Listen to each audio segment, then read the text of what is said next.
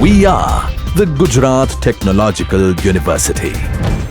Since its inception over a decade ago, GTU has been empowering young and curating minds to realize their true potential. Over 4 lakh inspired students are enrolled with one of the premier academic universities in India. With more than 450 affiliated colleges in its fold operating across 5 zones of the state, GTU, the International Innovative University, your place to move forward.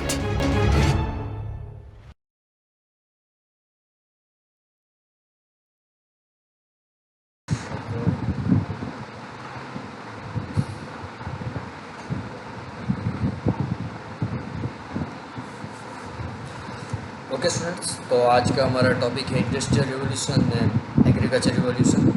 ये 2 topic important है engineering level में, क्योंकि इस दोनों topic को अभी हाल ही में introduce किया गया है सब्जेक्ट CSGI के अंदर। बहुत ही ज़्यादा पोटेंशियल दिया गया हुआ है इसे। तो मेरा नाम है पलक पटेल और मैं एज अ फैकल्टी के तौर पर काम करता हूँ Mahatma Gandhi industrial and research centre Navsari. तो आज लेट्स स्टार्ट विद तो पहला एक कंटेंट है, जो कंटेंट है हमारा प्री इंडस्ट्रियल रेवोल्यूशन डे। मतलब उसमें हम बात करें कि इंडस्ट्रियल रेवोल्यूशन आने से पहले हमारी लाइफस्टाइल क्या थी, ह्यूमन की लाइफस्टाइल क्या थी, उसकी इकोनॉमिक कंडीशन क्या थी, उनकी सोशल कंडीशन क्या थी, कल्चर इफेक्ट किस प्रकार थे। उसके बाद बात करेंगे एग्रीकल्चर रिवोल्यूशन की, उसके बाद इंडस्ट्रियल रेवोल्यूशन, उसके बाद IT revolution in India. IT revolution in India means के एक थर्ड इंडस्ट्रियल रेवोल्यूशन है जिसमें इंडिया ने बहुत अच्छा काम किया है। तो इसे हम इंडिया के बेस पे भी हम IT रेवोल्यूशन के बारे में बात करेंगे। तो प्री इंडस्ट्रियल रेवोल्यूशन डेज की बात करें तो पहला इंडस्ट्रियल रेवोल्यूशन वो आया था 1750 to 1850 के बीच में। अब 1750 to 1850 मतलब 100 साल का गैप लगा इंडस्ट्रियल रेवोल्यूशन आने में। मतलब हम बात करें प्री इंडस्ट्रियल रेवोल्यूशन डेज की, मतलब कि 750 से पहले की कंडीशन क्या थी। तो प्री इंडस्ट्रियल रेवोल्यूशन सोसाइटी ऐसी थी कि वो हर जगह पे अलग अलग कल्चर थे, अलग अलग उनकी हिस्ट्री थी, उनकी सोशल और पॉलिटिकल लाइफ डिफरेंट थी। जैसे कि अगर मैं इंडिया की बात करूँ तो 1750 में ब्रिटिशर्स के आने से पहले हमारा देश एक तरफ दिल्ली सल्तनत था तो दूसरी तरफ विजयनगर था। उसके बाद डिवाइड हुआ, मतलब हैदराबाद बना, उसके बाद मैसूर हुआ, उसके बाद राजपूत नहीं थे, मराठास आए। तो ये वो अलग अलग थे। लेकिन यहाँ प्री इंडस्ट्रियल रेवोल्यूशन की बात इंडिया के सेंस में नहीं हो रही है, ये प्री इंडस्ट्रियल रेवोल्यूशन की बात हो रही है यूरोप और USA के सेंस में, क्योंकि पहला इंडस्ट्रियल रेवोल्यूशन वहीं आया था। तो वहाँ भी इसी प्रकार की कंडीशन थी, सोशल और पॉलिटिकल लाइफ में बहुत बड़ा गैप था। कोई बहुत रिच था, कोई बहुत ही ज़्यादा स्लम था। तो एट्रीब्यूट है कि वहाँ की लाइफस्टाइल क्या थी। तो लिमिटेड प्रोडक्शन, मतलब प्रोडक्शन लिमिटेड होता था। एक्सट्रीम एग्रीकल्चर इकोनॉमी, मतलब मोस्टली जो पीपल थे वो एग्रीकल्चर पे डिपेंड करते थे। लिमिटेड डिवीजन ऑफ लेबर, क्योंकि लेबर मैक्सिमम आपको देखने को मिल सकते थे एग्रीकल्चर में, और वो लेबर नहीं होते थे, वो खुद के फार्म होते थे जिसमें वो काम करते थे। उसके बाद होता था limited variation of social classes. अब limited variation of social classes के मीन्स के अब अगर आप एक गांव में जाओ तो वहाँ आपको एक फार्मर मिलेगा और एक वर्कर मिलेगा जो फैक्ट्री में काम करता हो। उसी तरह के अब लिमिटेड वेरिएशन थे, मतलब एक साइड सिर्फ फार्मर थे तो दूसरी साइड लैंडलॉर्ड थे, उसके अलावा कोई नहीं था। सिर्फ ये 2 ही क्लासेस थे उस वक्त। उसके बाद कम्युनिकेशन बहुत ही कम होता था, क्योंकि फार्मर अब बस अपने काम से काम रखते थे और कुछ नहीं होता था उससे। पॉपुलेशन भी बहुत ही कम होता है, क्योंकि डेथ रेट बहुत ज़्यादा थी। हम जब इंडस्ट्रियल रेवोल्यूशन की बात करेंगे उस वक्त बताएंगे कि पॉपुलेशन ग्रो क्यों कम थी, वो भी बात करेंगे। क्योंकि प्लेग था, बहुत सारे ऐसे वॉर होते थे कि जिसकी वजह से डेथ रेट बहुत ज़्यादा थी। देखिए यहाँ लिखा है सोशल क्लासेस है, पीसेंट एंड लॉर्ड्स, सिर्फ ये 2 ही लोग थे कि फार्मर, पीसेंट में फार्मर थे और लॉर्ड यानी लैंडलॉर्ड्स थे, किंग टाइप लोग, वही 2 लोग थे। लेवल लिविंग स्टैंडर्ड बहुत ही सफिशेंट था, मतलब बहुत ही रेयर केस में बस एग्रीकल्चर से जो प्रोडक्ट आती थी वो खाते थे, अपना गुजारा हो जाता था। उसी तरह की लाइफ थी उन लोगों की। मैक्सिमम पीजेंट पे डिपेंड करते, फार्मर पे डिपेंड थे फूड के लिए। फूड कहाँ से आता था? फार्मर पे। कोई इंडस्ट्री नहीं थी उस वक्त कि आपको ऐसे डोमिनोज या किसी जगह से आपको पिज़्ज़ा या ऐसा कुछ मिल जाए। कोई किसी तरह की आप डिपेंडेंसी किसी पे इंडस्ट्री पे नहीं थी, आप बस फार्मर पे डिपेंड करते थे फूड के लिए। और वो भी कौन से फार्मर की खुद की खेती हो, खुद की ज़मीन हो, उस पर फार्मिंग करे, जो प्रोडक्ट तैयार हो उसे खुद खाए, इस तरह के फार्मों को दी थी। अब people well located in village rather then in cities. अब सिटीज़ थी ही नहीं यार। सिटी कब बनती है? जब कोई इंडस्ट्री डेवलप होती है। अगर आप बात करें तो मुंबई की बात करते हैं। चलिए, मुंबई सबसे पहले क्या था? 7 आइलैंड्स थे, सिर्फ आइलैंड्स थे वो। वहाँ बाद में फिलिंग किया गया, ब्रिटिशर्स ने वहाँ इंडस्ट्री डाली। आज मुंबई इंडिया की सबसे बड़ी इकोनॉमी डेवलप करती है। जीडीपी में सबसे ज़्यादा इकोनॉमी डेवलप करने में महाराष्ट्र का हाथ है। हमारे देश की मैक्सिमम इकोनॉमी महाराष्ट्र देता है, वो भी मुंबई से सबसे ज़्यादा आती है।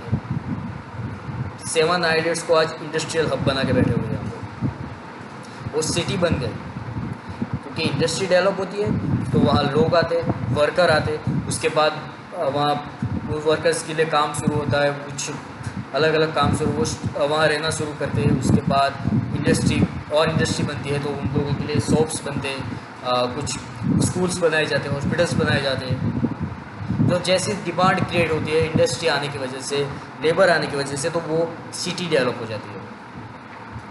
मतलब प्री इंडस्ट्रियल रेवोल्यूशन के पहले कोई बिग सिटीज़ थी ही नहीं। ओके, उसके बाद देखते हैं सोशल स्ट्रक्चर और वर्किंग कंडीशन कैसी थी। हार्श वर्किंग कंडीशन थी, क्रूअल नहीं थी, किसी भी जगह हम क्रूअलिटी नहीं देख सकते। देखिए, चाइल्ड लेबर नहीं था, डर्टी लिविंग कंडीशन नहीं थी, लॉन्ग वर्किंग आवर्स नहीं थे। ये 3 कंडीशन नहीं थी इंडस्ट्रियल रेवोल्यूशन से पहले। इंडस्ट्रियल रेवोल्यूशन आया, उसके बाद चाइल्ड लेबर स्टार्ट हुआ, लिविंग कंडीशन डर्टी हो गई, लॉन्ग वर्किंग आवर, दिन में 13-14 घंटे काम करते थे फर्स्ट इंडस्ट्रियल रेवोल्यूशन के बाद। आज करो, आज 8 घंटे काम करने के बाद भागते हो आप लोग। उस वक्त 13-14 कंडीशन पे काम करते थे इंडस्ट्रियल रेवोल्यूशन पे। इंडस्ट्रियल रेवोल्यूशन जब स्टार्ट हुआ, मतलब 750 के बाद, 750 से पहले ये तीनों कुछ नहीं था। उसके बाद feudal society. Feudal society means military और लीगल काम करते थे, मिलिट्री ही पूरा देश हैंडल करती थी उस वक्त।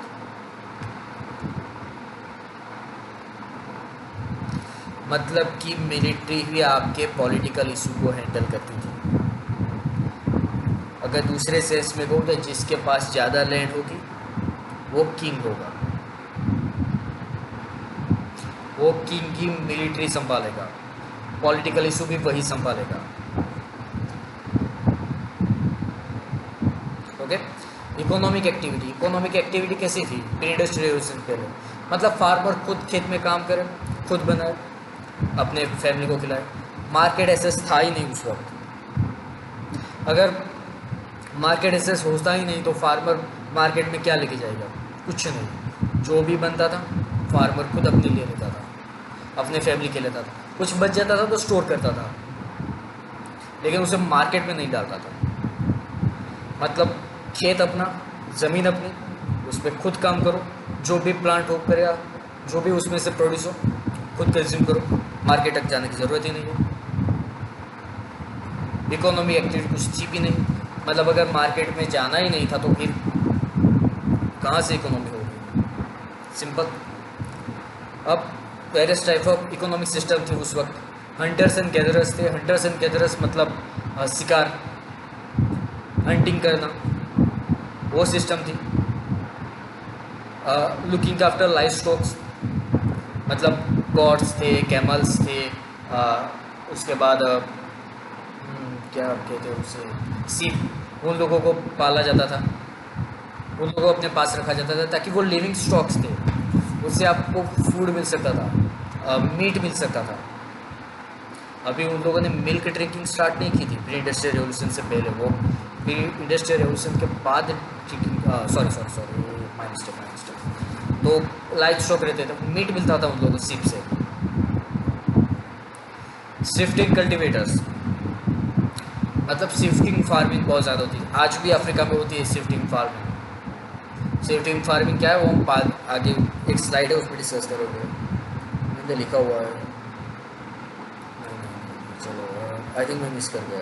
ओके, शिफ्टिंग फार्मिंग क्या होती है, आपने एक जगह सिलेक्ट की, एक पूरा प्लॉट सिलेक्ट किया, वो जंगल था, वहाँ कुछ नहीं होता था, आपने उसे पूरा जला दिया, वहाँ के चार बड़े बड़े पेड़ थे उसे काट दिया, आपने वह फार्मिंग स्टार्ट की। 2-3 साल आपने वह फार्मिंग की तो वहाँ जितने भी ज़मीन के जो भी मिनरल्स थे उसका आपने इस्तेमाल कर दिया। उसके बाद आप दूसरी जगह गए, वो ज़मीन जिस पे आपने फार्मिंग की थी उस ज़मीन को आप 8-10 साल की ऐसे ही छोड़ देते हो। आपने दूसरी जगह सेम कंडीशन की, वहाँ बड़े बड़े ट्रीज़ काट दिए, वहाँ घास थी उसे जला दिया और आपने उसे फार्मिंग करने लायक बना दिया, तो वहाँ फार्मिंग स्टार्ट की। और जो दूसरी ज़मीन जो पहले फार्मिंग थी वो वैसी की वैसी रही, 10 से 8-10 साल अपने आप उसमें मिनरल्स रिकवर हो गए। वहाँ दूसरी जगह उसने 2-3 साल फार्मिंग की, उसके बाद तीसरी जगह पे गया और इतने में यहाँ जो पहली जगह पे थी वहाँ मिनरल्स डेवलप हो गए, तो वो वापस वहाँ पे आ गए। इस तरह की कल्टीवेशन होती थी। इंटेंसिव एग्रीकल्चर मतलब एग्रीकल्चर ही बहुत ज़्यादा होता था, बाकी कुछ नहीं, सिर्फ एग्रीकल्चर और कुछ नहीं। अब pre industrial society in Europe में क्या था, all people lived and work in the country, मतलब सिर्फ कंट्री में रहो, कंट्री में काम करो, बाहर जाने की जरूरत ही नहीं। सबकी सोशल लाइफ मिक्स थी, मतलब फैमिलीज एक साथ रहती थी, छोटे से घर में 10-15 लोग रहते थे, फार्मिंग करते थे, एक साथ खाते थे। मोस्ट ऑफ पीपल इलिटरेट थे, मतलब पढ़े लिखे कुछ नहीं थे उन लोगों के पास। पुअर्टी थी, वॉर थी, प्लेग, पुअर अनहाइजीन और हाई डेथ रेट होती थी। मैंने कहा ना पॉपुलेशन ज़्यादा इंक्रीज नहीं थी, पॉपुलेशन बहुत ही कम थी। उसका कारण ये देखिए, वॉर होती थी, प्लेग कई बार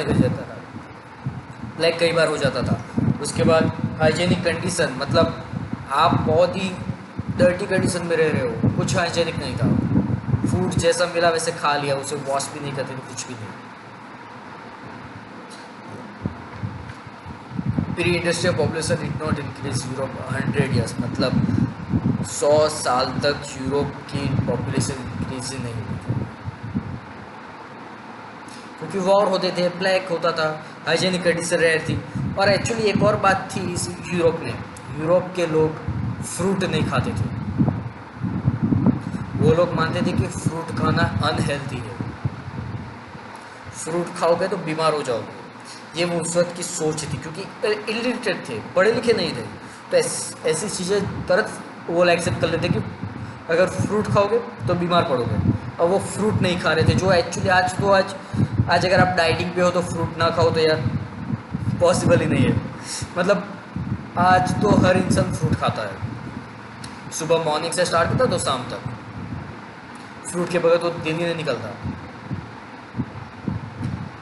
तो प्री इंडस्ट्रियल रेवोल्यूशन डे पे इसलिए कंडीशन हुआ था कि फ्रूट नहीं खाते थे वो लोग सोचते थे फ्रूट खाओगे तो बीमार पड़ोगे, हम लोग बीमार हो जाएंगे, इसलिए वो फ्रूट नहीं खाते थे। पुअर्टी कॉमन थी, पुअर्टी बहुत ही ज़्यादा कॉमन थी, क्योंकि इकोनॉमिक कंडीशन ही नहीं थी, वो मार्केट जाते ही नहीं थे, एग्रीकल्चर पे डिपेंड थे सिंपली। ओके, अब इंडिया में क्या हालत थी प्री इंडस्ट्रियल सोसाइटी। अब बार्टर सिस्टम थी इंडिया में। बार्टर सिस्टम मतलब समझते हो, बार्टर सिस्टम मतलब कहीं से गेहूँ लिया, अगर मेरे पास मेरा खेत है, मेरे खेत में हो रहा है गेहूँ, तो मैं मेरे बगल वाले के घर में होते ही राइस, तो मैंने उसे गेहूँ दिया, उसकी तरफ से राइस लिया।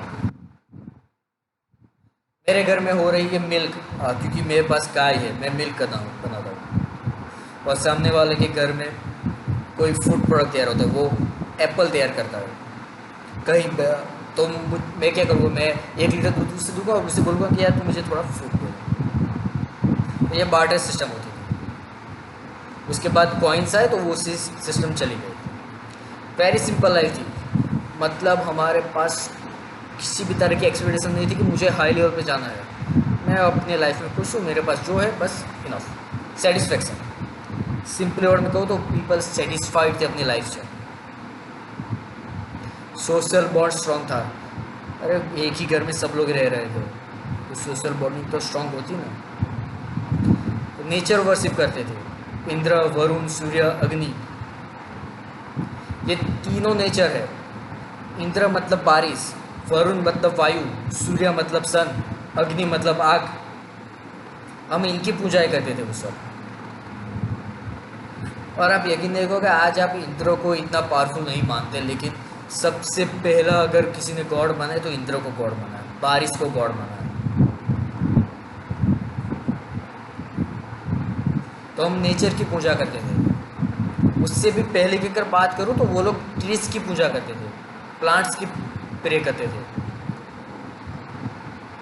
उसके बाद इंद्र, वरुण ये सब आए। और दूसरी चीज़ देखिए, इंद्र वरुण की पूजा करते थे हम, उनकी ड्यूटीज, और उसके सामने हमारे पास पुजारी, प्रिस्ट, पुजारियों की कंडीशन सबसे हाई थी। सोसाइटी में उनका लेवल हाई था। आपने कास्ट सिस्टम याद है ना, ब्राह्मण, क्षत्रिय, वैश्य और शूद्र, ये कास्ट सिस्टम थी उस वक्त। मतलब अगर टेम्पल है और प्रिस्ट की सिस्टम सबसे हाई होती थी। अब प्रिस्ट की सिस्टम हाई होती थी, इसका अंदाज़ा आप लगाना चाहते हो तो आप देखिए, किंग के दरबार में प्रिस्ट बैठते थे, किंग के दरबार में पुजारी बैठते थे। किंग को अगर कोई भी डिसीजन लेना था तो वो पुजारी से पूछते थे कि मुझे इस तरह की कोई पॉलिसी लानी है, आप बताइए क्या करूं। इतनी हाई कंडीशन थी पुजारियों की कि किंग जो पूरा राज्य संभालता था वो पुजारी से पूछता था कि मुझे क्या करना है। सोच के देखो क्या कंडीशन थी उस वक्त। अब बात करते हैं एग्रीकल्चर रिवोल्यूशन। ये सारा प्री इंडस्ट्रियल डेज थे हमारे। इंडस्ट्रियल रिवोल्यूशन स्टार्ट हुआ उससे पहले। अब एग्रीकल्चर रिवोल्यूशन, तो पहला एग्रीकल्चर रिवोल्यूशन आया जिसे हमने कहा गया नियोलिथिक रिवोल्यूशन। नियोलिथिक रिवोल्यूशन मतलब बहुत पहले आया, जब हम हंटिंग करते थे, शिकार करते थे। उसके बाद हमने सोचा कि चलो फार्मिंग करते हैं। हंटिंग करते, शिकार करते थे, जो फ्रूट मिला उसे खाते थे। उसके बाद हमने फार्मिंग स्टार्ट की। हमने सोचा अरे ये बीज निकला, चलो इस फ्रूट में से, इसे हमने ज़मीन में बोया, उसे पानी दिया, खाद दी, तो उसमें से प्लांट निकला, उसने फूड्स दिए। तब हमने समझा कि यार प्लांटेशन हम भी कर सकते हैं। तो ये एक चेंज था, एग्रीकल्चर रिवोल्यूशन था, फर्स्ट एग्रीकल्चर रिवोल्यूशन, जिसकी वजह से हमने फार्मिंग सीखी, हमने हंटिंग को छोड़ा, हमने शिकार कम कर दिया और फार्मिंग पे ऊपर ध्यान दिया। मतलब हमारी पूरी जो सोशल लाइफ थी, जो हमारा पूरा ट्रेडिशन था, वो चेंज हुआ। हंटिंग से हम चेंज होकर फार्मिंग पे गए। अब इसकी वजह से एक और चेंज आया। हंटिंग की वजह से हम ज़्यादातर घूमते रहते थे। हमारे पूर्वज जो थे, हमारे जो ह्यूमन लाइफ थे, वो ज़्यादातर घूमते रहते, क्योंकि शिकार एक जगह टिकता नहीं था। वो भी जानवर हर जगह घूमता रहता था, तो उसके लिए वो भी घूमते रहते थे। लेकिन जैसे ही फार्मिंग स्टार्ट की, वो स्टेबल हो गए, एक जगह पे रुकने लगे, वहाँ अपने घर झुपड़ियाँ बना के वहाँ रहने लगे।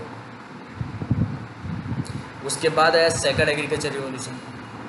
सेकंड एग्रीकल्चर रिवोल्यूशन में क्या हुआ कि हमने प्रोडक्टिविटी इंक्रीज की, मतलब फार्मिंग में हम बेटर हो गए, हम फार्म बेटर कर सकते हैं। और हमने मार्केट एसेस करना स्टार्ट किया। मार्केट एसेस करना स्टार्ट किया मतलब हमारी इकोनॉमी इंक्रीज़ हुई। इकोनॉमी इंक्रीज़ होने की वजह से हमारे पास ज़्यादा लैंड पे हम फार्मिंग कर सकते हैं। पहले क्या होता था, अपने लिए कर दे बस, यार अपना छोटा सा परिवार है वो खाए बस, इतना होता था। अब मार्केट एसेस हो रहा है, मतलब परिवार भी खा रहा है और मार्केट में भी जा रहा है। तो इस हिसाब से सबसे प्रोडक्टिविटी इंक्रीज होनी थी। आप ही सोचो, आप अगर फार्म कर रहे हो, आपके पास अगर सिर्फ घर के लिए करना है तो आप कितना छोटा सा फार्म बनाएंगे, छोटा सा अपने लिए रखेंगे। लेकिन अब आप मार्केट एसेस कर रहे हो तो आपको एरिया ज़्यादा चाहिए, क्योंकि ज़्यादा प्रोडक्शन होगा। हम जितना कंज्यूम करें उसमें से जितना बच रहा है, सेविंग करने के बाद भी जितना बच रहा है वो मार्केट में जाएगा। तो मार्केट्स में इकोनॉमी आएगी, वो मनी घर पे आएगा, इकोनॉमी डेवलप होगी ना, फैमिली की इकोनॉमी डेवलप होगी। तो ये सेकंड एग्रीकल्चर रिवोल्यूशन था। थर्ड एग्रीकल्चर रिवॉल्यूशन में ग्रीन रेवोल्यूशन कर दिया गया। अब वो 1930 और 1960 में आया। हमारे यहाँ तो बहुत लेट आया, 1930 1960, मतलब वो यूरोप में है अभी भी थर्ड एग्रीकल्चर। हमारे में तो ये थर्ड एग्रीकल्चर रिवॉल्यूशन तो हमारी आज़ादी के बाद आया था, 1947 के बाद आया था। जो ग्रीन रेवोल्यूशन हम बात करते हैं वो 1947 के बाद आया था। उससे पहले एग्रीकल्चर रिवॉल्यूशन हमारे देश में था ही नहीं। तो 1930 और 1960 में आया, मतलब वहाँ हमने न्यू फार्मिंग टेक्निक और इन्वेशन स्टार्ट किया। किस तरह की न्यू फार्मिंग टेक्निक? हमने ट्रैक्टर यूज़ करना शुरू किया। यूरोप में ट्रैक्टर का यूज़ इस्तेमाल शुरू हुआ। इरीगेशन की नई नई टेक्निक आई।